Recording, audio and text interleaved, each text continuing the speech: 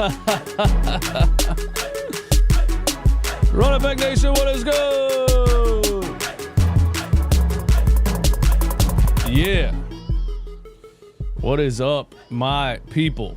Thank you for tuning in. Thank you for being here. This is Daily NBA with DJ Eastwood.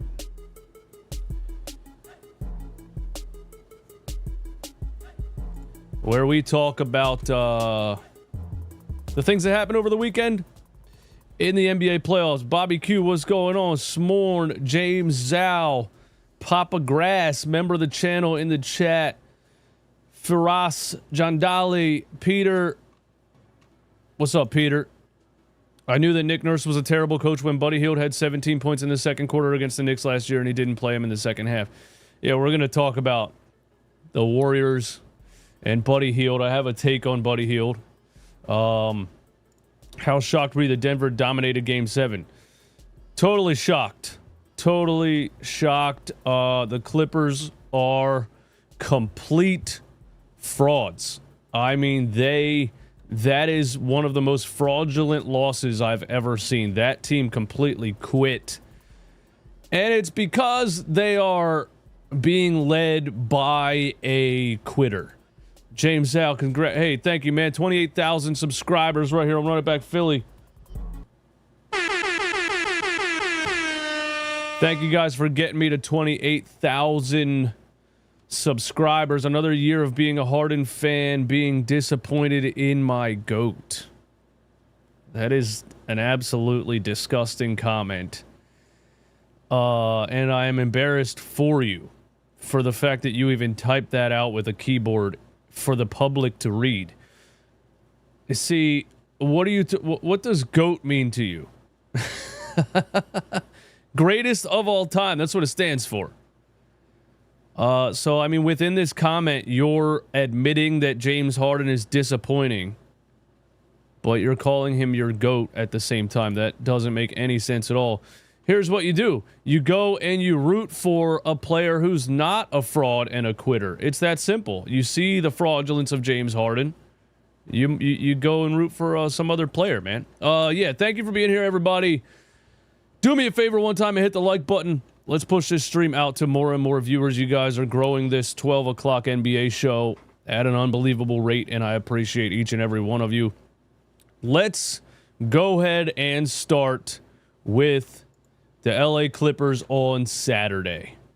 120-101, and I just rewatched the game on NBA League Pass literally a couple of minutes ago, and I didn't even watch the fourth quarter because the Clippers absolutely quit in this basketball game. I mean, it is just completely unacceptable for an NBA team to do what they did in the third quarter. The run that the Nuggets made at the end of the second bled into the third quarter, and the Clippers completely rolled over and died. They completely quit, and that fan base should be upset with that with that lack of effort to start the second half in that third quarter for the Clippers. You know, that was a very 76ers-esque playoff loss. That reminded me of Game 7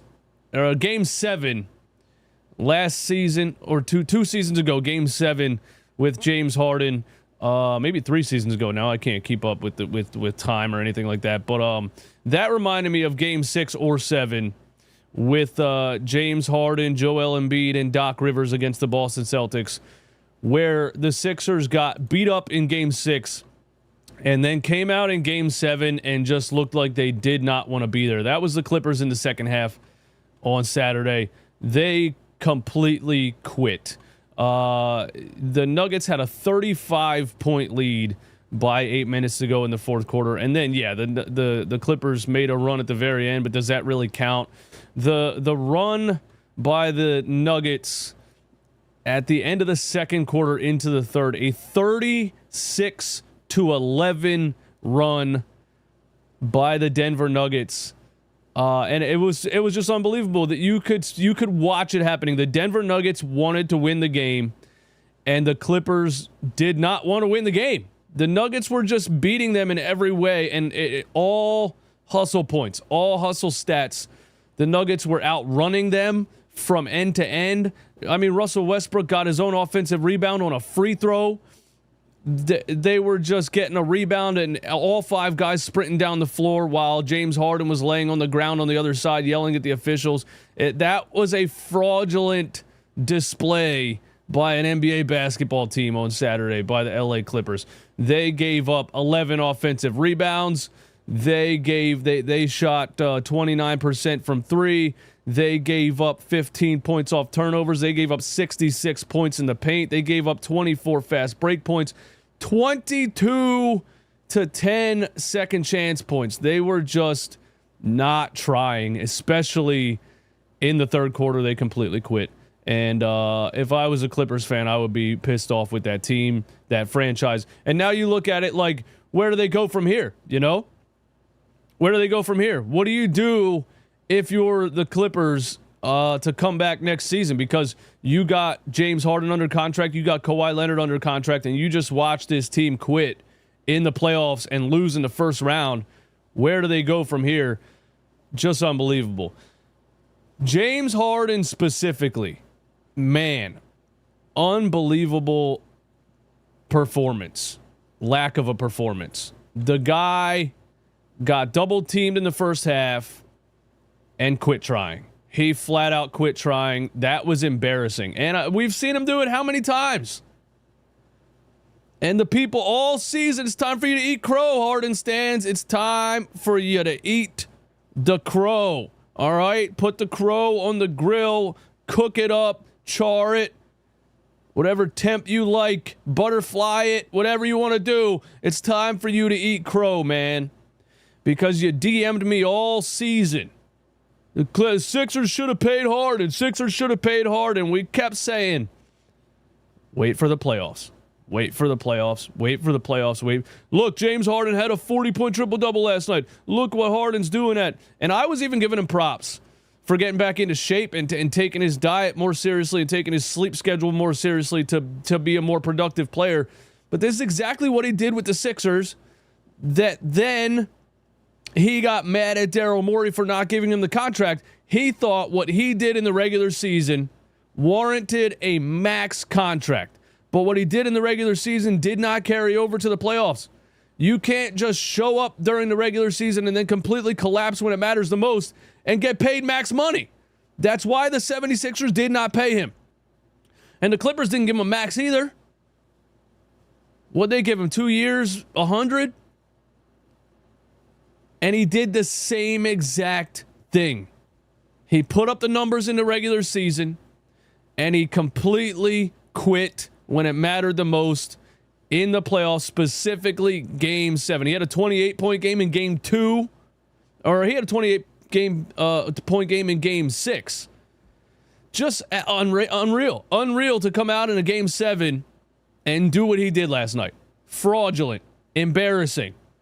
I mean, at least go out swinging, you know? At least go out swinging. 8 field goal attempts in 35 minutes. At least go out swinging.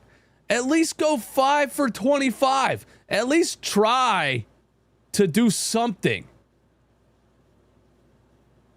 Unbelievably fraudulent by James Harden. 7 points and a minus 29 in a Game 7.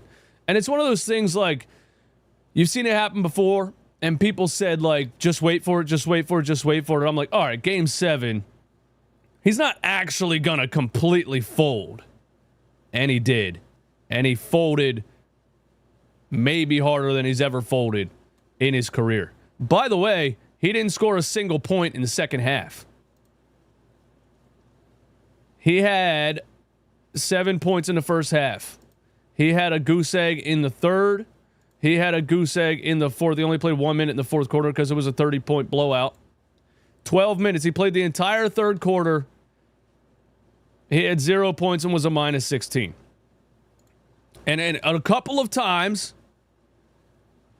he drove to the rim, did his little flopping act, landed on the floor, yelled at the official, while the Denver Nuggets ran a 5-on-4 on the other end. The guy just does not care. He's an excuse maker, and he wants all of the shine when it's the easiest, and when it's the most difficult, he just quits. I mean, you got to put not Ben Simmons. You got to put James Harden up there with Ben Simmons for guys that you've watched completely quit in a basketball game in the playoffs. Tobias Harris, Game 6 last year, goose egg. His last game as a Philadelphia 76er, completely quit. I've seen other players do it, but James Harden, he takes the cake. And look at there's some numbers in this article right here by CBS Sports. James Harden pulls yet another Game 7 Houdini disappearing act. Look at this. In his last 13 elimination games, James Harden shot 39% from the field, while his teams have gone 2 and 11. He is 2 and 11 in his last 13 elimination games. In his last 5 elimination games, even including that outlier performance in Game 6, he is averaging just 14.2 points on 38% shooting. Take that stat pump in Game 6 out of the equation, and you would have to shield your eyes from the table below. 2025 at Denver, 7 points, 2 for 8. 2024 at Dallas, 16 points, 5 for 16. 2023 with the Sixers at Boston, 9 points, 3 for 11. 2022 versus Miami, 11 points, 4 for 9. The guy's ability to quit when it matters the most is incredible. I remember a play with the Houston Rockets in a fourth quarter where he tried to foul bait on the sideline, and it wasn't called, and he just walked out of bounds. He just walked off the floor. He also didn't speak to the media after the game in this last game on Saturday. So he quit on the floor, and then he just went home and didn't speak to the media. That is fraudulent. James Harden's last 3 Game 7s, 7 points, 9 points, 22 points. And look at this one. Most consecutive Game 7s shooting under 30% in NBA history. James Harden is tied for most all time with 4. And who the freak are these guys on this list? Dan Majerle, Greg Kite in 1984, Hot Rod Hundley in 1963. Who?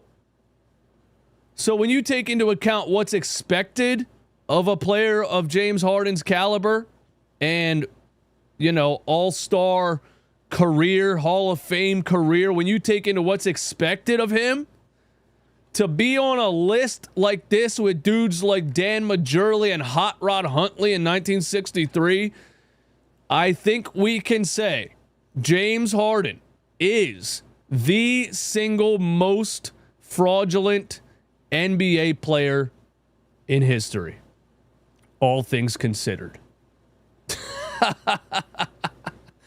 Absolutely unbelievable. And again, the Clippers turned into a team full of James Hardens. He quit and the team quit. And I don't know what else to say. I want to give credit to the Denver Nuggets for pulling out that victory, for winning that series. You know, the Denver Nuggets, their fans didn't believe in them. Nobody believed in the Denver Nuggets coming into this playoff series. Nobody. Denver Nuggets fans were telling me this team is not good. This team is not good enough. We have too many issues. That's what it looked like. That's what it looked like, right? But what did you get? You got guys that wanted it more. You got a team full of guys that fought, even if their roster didn't look as good as the Clippers on paper. This is an incredible playoff series win for the Denver Nuggets, because they weren't supposed to win this on paper. And the defense from Christian Brown on James Harden, even though Harden quit, but the defense from the Clippers in that game in general was impressive. You know, double teaming Harden and then flying over and double teaming Kawhi. This team wanted it. And you got to credit the coach after Mike Malone got fired for getting this level of performance out of the Denver Nuggets in a playoff series. They could have done what the Memphis Grizzlies did after firing their coach at the end of the season. They could have just rolled over and died. This team fought, and they fought hard, and when they fight like this, they might be able to compete with anybody in the West. Michael Porter Jr. was a plus 31? Are you kidding me? Now, who do the Clippers play in the second round? Are they going to play, the Nuggets, not the Clippers. They're going home. Are they going to play the Oklahoma City Thunder? I think that's it, right? Denver, OKC, and then you got then you got Houston versus. There's always one of these guys in the chat, by the way. You don't know who Thunder Dan Majurley is? I wasn't paying attention to the Phoenix Suns at the time. I was 8 years old, I think. But anyway, yeah, the incredible series win by the Denver Nuggets, and it's OKC, right? Am I right? Let me know in the chat. Warriors versus Minnesota. Denver versus OKC. This is going to be a great series, man, because again, I think that the Denver Nuggets they don't have the balance, they don't have the depth that OKC has. But when, Jamal Murray only had 16 last night, maybe you can get a couple more Jamal Murray superstar level games where he gives you 40 something. This is reminding me of like a Phillies run at the end of a season into the playoffs where everybody gets hot at the right time. If the Nuggets can keep these guys hot, who knows what they can do against OKC. But an incredible series win for the Nuggets, an incredibly fraudulent performance by the LA Clippers, specifically James Harden, and Kawhi Leonard was a minus 33. And I don't know where the Clippers go from here, but it's wild. Even I didn't predict that much of a collapse by the LA Clippers in a Game 7. Shout out to everybody in here. 193 people. Hit the like button for me one time. That would be greatly appreciated. What else we want to talk about, man? The Warriors and Buddy Heild, and then the Cavs and Pacers. The Warriors and Buddy Heild. I don't think anybody had Buddy Heild scoring 33 points in a Game 7 on their bingo card. People are telling me on Twitter, they're coming at me saying, why couldn't the Sixers get this out of Buddy Heild? The Sixers are frauds and the coaching staff didn't know how to use him, etc. They're making it sound like you can get 33 points out of Buddy Heild anytime you want. And I'm here to tell you, no, you can't. Okay? I don't even have to look at history to know that this is Buddy Hield's highest scoring playoff game of his career. I don't have to look at history to know.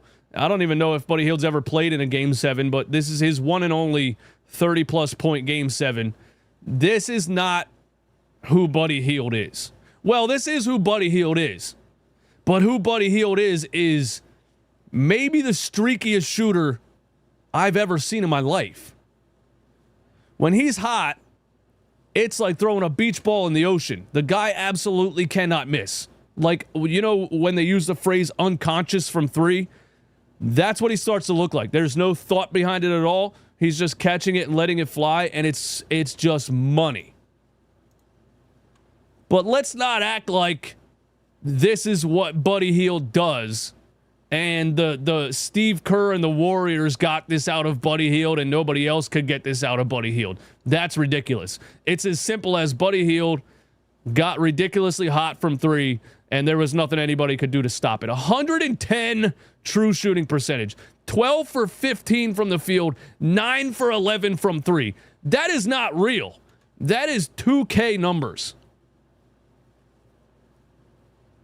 So, let's all bet on the Minnesota Timberwolves in the second round, because the Rockets did what I thought the Rockets were going to do throughout this series, right? Hound Steph Curry, make somebody else beat you. It worked for 3 games. It pushed it to a Game 7. And last night they were like, let's just do what we've been doing. Hound Steph Curry, make somebody else beat us. And then they say, are you kidding me? Buddy freaking Heild goes 9 for 11 from 3 and drops 33 points on us in a game 7. That's just the luck of the draw. Because look at Buddy Hield's last, 10 games, okay? Game 7 against Houston, 33 points, 9 for 11. Game before that, goose egg, 0 for 4. Game before that, 4 points, 2 for 6. Game before that, 15, 17, 5, 2. I mean, we could go through the whole regular season and how just inconsistent this dude is. 8 points, 16, 12, 7, 20, 5, 0, 8. Should we keep going?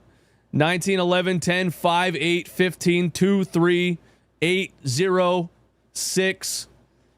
It's just night and day. There's nothing you can do to predict it. 3, 3, 2, 2, 3, 4. He hasn't scored 33 points in a game, I don't think, all season. I'm looking at every month, every game here. 13, 5, 2, 10, 3, 6, 6, 8, 7. Game 7 in the playoffs. This guy pulls out a 33-point game. And I don't think anybody, nobody saw that coming. And you can't just say that, the Sixers didn't know how to use him or they should have kept him or whatever, because watch what happens in the second round with Buddy Heild. Goose egg, 4 points, goose egg, and then he'll drop a 40-piece, Kind of a Jalen Green. Smorn. Exactly, bro. I was just going to say that. Kind of a Jalen Green stat line. And speaking of the Rockets, Jalen Green did it again. He had 8 points in 30 minutes and was a -6 from the field.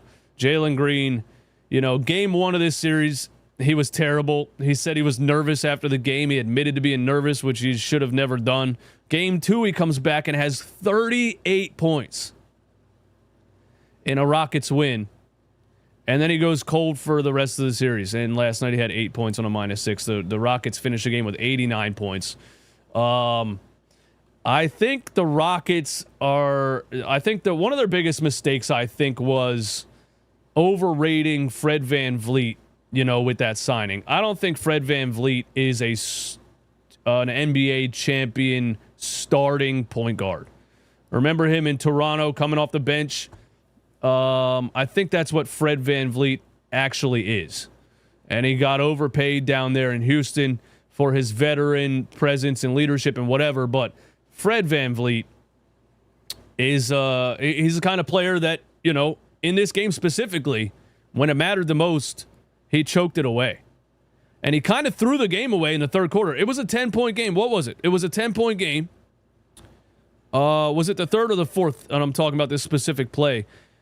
And it was a Buddy Heild steal, by the way, too, speaking of Buddy Heild. But it was a 10-point game. Fred VanVleet turns the ball over trying to navigate a double team and then tackles Jimmy Butler from behind out of frustration and gives the Warriors a bucket on a steal plus a flagrant foul at the free throw. And then the Warriors hit another 3 coming down. It goes from a 10-point game to a 16-point game in like 10 seconds.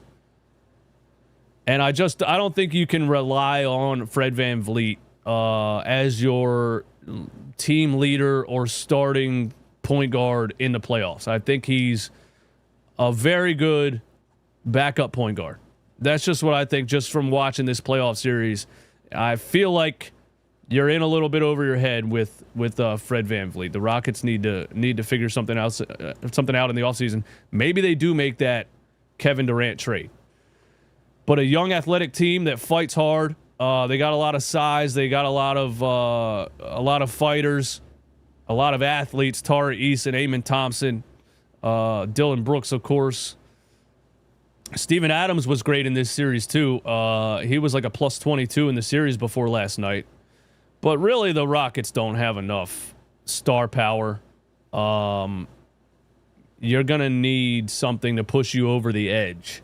And so we'll see what they do this offseason. But it was 63-60 You know, it was 63-60, and then they just died. And the Warriors really feeding off of the Buddy Heild energy, or him being so hot. He was hot in the beginning of the game, right? And Steph Curry was cold. Then Steph Curry starts to hit a little bit of a hot streak in the third quarter. And then you come down, and the Warriors scored like 20 points in the last 4 minutes of the game. It wasn't even like a blowout, what it looks like score-wise. It was like kind of a close game, and the last like 5 minutes of the game, the Rockets died, and the Warriors just could not miss. But yeah, you know, that's what I think about that. I don't think Buddy Heild is some kind of the one that got away or anything. I would predict you don't see another game from like this from Buddy Heild, maybe for the rest of his career. That's how I feel about it. I remember last year Hield was terrible all Knicks series, and then final game he dropped around 20. Exactly. Yeah, just incredibly streaky. Buddy Heild is. What else we want to talk about, man? 257 people in here. Thanks for being here. I don't think I have any more notes on the Rockets game. They just don't have enough. They don't have enough shooting either. They have a ton of athletes. They don't have enough guys that can shoot. So the Warriors and Steve Kerr were like, let's just go zone, make them shoot threes, and it worked. You know, you hold a team to 89 points in a game 7. Would you bet 1,000 on that? Would I bet 1,000 that Buddy Heild never scores 33 points in another game 7 for the rest of his career? Yeah, of course I would. But how would I see the results of that bet? It would be like, when's he? You would have to wait for him to retire, I guess, right? When Buddy wants a new contract with a new team, you will see this. No, I don't think it has to do with that, man. I don't think Buddy Heild is in control of when the ball goes in the hoop and when it doesn't go in the hoop. You know, me growing up, I was a little bit of a Buddy Heild growing up. I would go on hot streaks from 3 where I felt like I couldn't miss. And then I would turn into the worst shooter you've ever seen in your life. There was no in between. And that's just how Buddy Heild is. I don't think he has control over it. I think it's just the ball's either going in the net or there's a lid on the rim.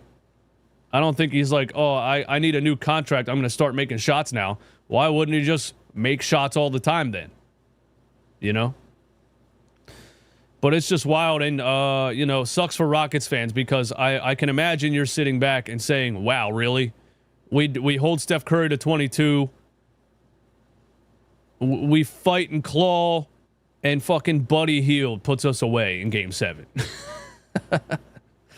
Unbelievable. This has been a fun playoff so far. I agree, man. I agree with that. Giannis will be a Rocket. I forgot about the potential Giannis trade. But yeah, if Houston, man, if they pull off a Kevin Durant or somehow Giannis Antetokounmpo, then of course that takes them to the next level and puts them in real contention. They were the 2nd seed in the West, but really when you looked at the West standings, from the 2nd seed to the 8th seed was a difference of like 2 or 3 games. OKC is getting Giannis. OKC can give up a lot. That would be wild if that would happen. Buddy is definitely doing that again in the playoffs. Well, he's never done it throughout his whole career. So the odds of him doing it again are definitely against you. Just because you're betting against Buddy, we're about to see another Game 7 Golden State win next series. Game 7 against Minnesota, Buddy Heild drops 33. Doesn't need to happen again. Next time it's going to be Butler, then Curry, then maybe Kuminga. That's how winning works. Kuminga? Come on, Vince. Nah, I don't think that happens. I think Minnesota does what Houston did, but Minnesota has more of an offensive scoring punch than the Houston Rockets. So I think Minnesota can do what Houston did defensively against Curry and Butler and everybody and hold them in check, or at least slow them down and not let Curry drop 40 points per game on you. And then they can score on the other end. I don't think Jimmy Butler is suddenly going to drop 35 against Minnesota. Maybe he will. He had 37 in the first game of this series. Or no, he had 37 to beat Minnesota, or to beat Memphis in the play-in game, right? Yeah, I don't see that happening, man. I see Minnesota winning that series maybe in 6. That's just my prediction, because I think they do what Houston did, and they have more of a scoring punch on the other end, and Buddy Heild doesn't drop 1,000,000 points in another playoff game, maybe ever. Last game I want to talk about, man. The Indiana Pacers take out the Cleveland Cavaliers in game 1.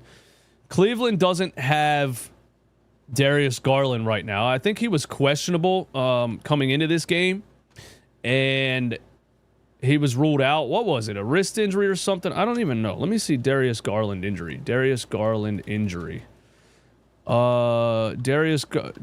Cavaliers make devastating Darius Garland announcement ahead of Pacers matchup. Injury. Let me know in the chat. I didn't even look at it because I didn't really watch any of the Cavs versus Miami Heat games because I just knew that was going to be a slaughter. Suffered a toe injury that caused him to miss the final 2 games of the series. Oh, the Miami. And then they ruled him out yesterday in game 1.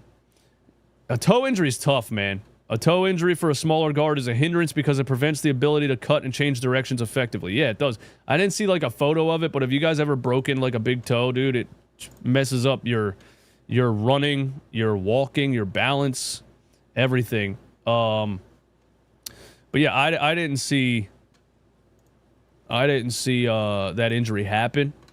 But the Cavs are going to need Darius Garland in this series if they want to win. This is not the Indiana Pacers of old. This is a deep team. They have perimeter scoring. They have size. They have, third and fourth option scorers in Mathurin and Nesmith. Tyrese Halliburton has a chip on his shoulder because he was voted the most overrated player in the NBA, which is funny. Tyrese Halliburton and Andrew Nembhard in crunch time in this game were dominating. They were unstoppable from the perimeter. Andrew Nembhard is incredible. Andrew Nembhard is not talked about enough in the NBA community. That dude is a bucket. And he has one of the quickest stop-on-a-dime step-backs I've ever seen. The Cavs keep leaving Jared Allen on an island for some reason. The Pacers were just getting switches on doubles, and they kept ending up with Jared Allen one-on-one on the perimeter on Tyrese Halliburton or Nembhard, and he's getting cooked. I mean, cooked. Play after play after play. So the Cavs need to figure something out defensively, so the Pacers can't just keep hunting out one-on-ones with Jared Allen. But I think the Cavaliers, if Darius Garland misses game 2, they're in big trouble. If he misses game 2, they're in big trouble. So I'll be looking for an update on that injury. But I think without Darius Garland, they end up relying too much on, Ty Jerome, off the bench, because Ty Jerome is a really good bench point guard, and he's done good things for the Cavs this whole season. But with Garland out, he has to step up, and it seems like it's a little bit too big of a role for Ty Jerome, in the playoffs. He had 21 points. He was a plus 10. 21-8 is great for Ty Jerome, but you're going to need Garland. You're going to need, you're going to need something more than that. You can't have Ty Jerome taking 20 field goal attempts in a playoff game. I don't think you're going to win a series with him doing that. Donovan Mitchell had to put up 30 shots because of, not having that other perimeter threat in Darius Garland on the floor. He had 33. He was dragging the Cleveland Cavaliers back in the third quarter. I mean, you have to commend the effort and the relentlessness of the team and Donovan Mitchell specifically. The game was so much fun to watch. It was a knockdown, drag-out fight the whole second half. It was just back and forth, a real playoff battle. It was a lot of fun. The rest of the series is going to be a lot of fun. I think the Pacers are dangerous. And I think the Pacers are dangerous not just for the Cleveland Cavaliers. I think the Pacers are dangerous for the whole Eastern Conference. Because, again, this is real wholesome basketball. And I think I'm a Pacers fan for the rest of these playoffs. I think I'm an Indiana Pacers fan for the rest of these playoffs. Because this is like old school, homegrown, not homegrown because they traded for Tyrese Halliburton and they traded for Pascal Siakam. But there's no real standout, like superstar type players. They just play the right way. They just play tough defense. They share the ball. They have a million options who can score the ball. Halliburton, Nembhard, Siakam, Miles Turner. Then you got Nesmith and Mathurin. These two are big time. And I'm pretty sure Mathurin was injured last year in the playoffs. Maybe Nesmith too. But I remember a lot of Sixers games the past couple of years against the Pacers. And they're always tough because these two guys can give you ISO buckets also. Nesmith and Mathurin. It's really a punch that they have that a lot of teams don't have. To have two guys outside of your top 1, 2, 3, maybe 4 scorers. They really have a fifth and a sixth option in Nesmith and Mathurin who can go on little streaks, deep into the game. Even Obi Toppin had some huge buckets down the stretch. Shout out to the New York Knicks who wouldn't even put him on the floor. This guy's out here hitting threes, man. He had a big one in the fourth quarter. Obi Toppin was a +7 in 15 minutes. The Pacers are dangerous. And also, shout out to our boy, TJ McConnell. He only had 7 points. He was a -6, but there were spurts of this game where TJ is he the quickest white guy I've ever seen? He just outsmarts the other team in certain situations and really just runs straight to the basket when nobody's expecting it. And gets a couple of buckets really before you can get your defense set up because you're just kind of jogging back and you're like, okay, TJ McConnell has the ball. We're going to go get back into our sets. Boom! Layup by TJ McConnell before anybody saw it coming. It's wild what he can do. And, the Pacers are dangerous. The Cleveland Cavaliers are going to need Darius Garland desperately if they want to survive this playoff series. And if the Indiana Pacers end up winning this playoff series, I might have them upsetting the Boston Celtics in the Eastern Conference Finals. They were in the Eastern Conference Finals. Were they in the Eastern Conference Finals last year? Let me know in the chat the answer to that one. Nash was that's true. Nash was quick as hell too. This fool will be a fan with Indy until the finals and then it's over. This fool will be a fan with Indy until the finals and then it's over. So are you saying I'm going to be a fan of Indy and then if they make it to the finals, I'm going to root for the other team? Or are you saying I'm going to root for the Pacers and they're going to lose in the finals? I'm not exactly sure what you mean by that, but I appreciate you calling me a fool. That is nice of you. Thank you for being here. Thank you for engaging in the content. Algo Gang is in the building. Yeah, they were in the NBA Finals last. Oh, Halliburton got hurt versus Boston last year. Ooh. If the Pacers stay healthy, they might pull off the unthinkable. Brown is almost 100%. All right. The Cavaliers are going to be all right. Probably. They have a well-constructed roster and are healthy, unlike you-know-who.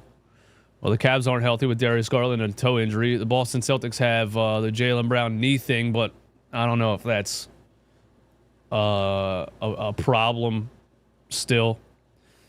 Yeah, they definitely need Garland, but I also think Cavs won't shoot that bad for the series from 3. Good point. Davon, what's up, man? Good point.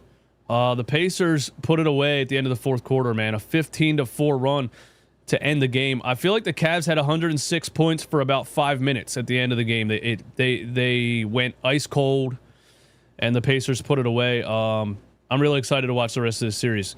Where is the team stats? 3-point. Ooh, the Cavs were 9 for 38. Wow.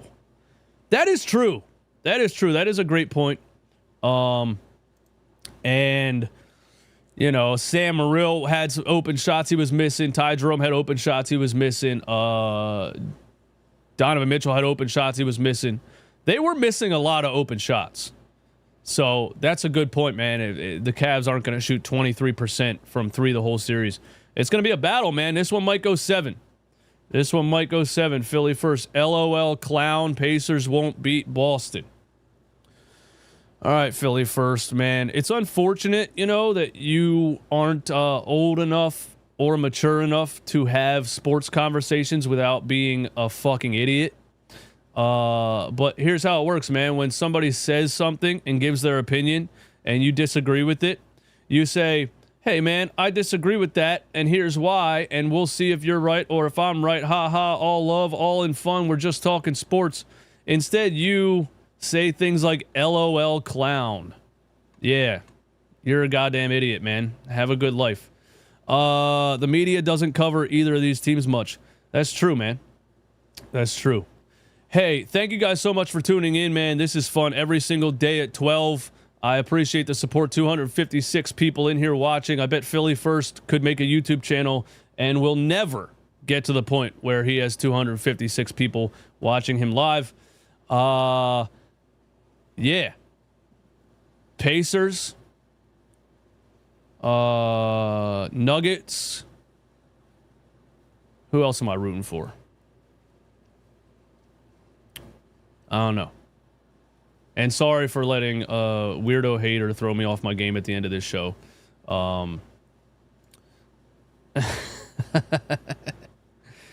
Man, Philly First, I really hope you get to go outside and breathe some fresh air, touch some grass, maybe make a friend, maybe have a conversation with a female. That probably won't happen. But man, I'll be you know, I'll pray for you, man. I hope you turn your life around, because you are a miserable son of a bitch. Y'all have